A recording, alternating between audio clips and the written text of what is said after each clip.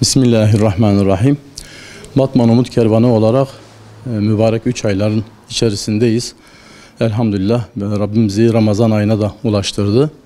Ramazan ayında muhtaç ailelerimizin yüzünü güldürmek adına hayırseverlerimizin bizlere vermiş olduğu gıda kolilerini dağıtım için inşallah bugün başlıyoruz.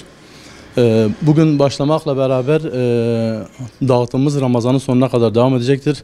Hedefimiz 3500 aileye gıda kolisi dağıtmak. Bunların bir kısmını hazırladık. Geri kalan kısmı için de hayırseverlerimizden yardım bekliyoruz. Rabbim hayırseverlerimizin yapmış olduğu yardımları kabul eylesin.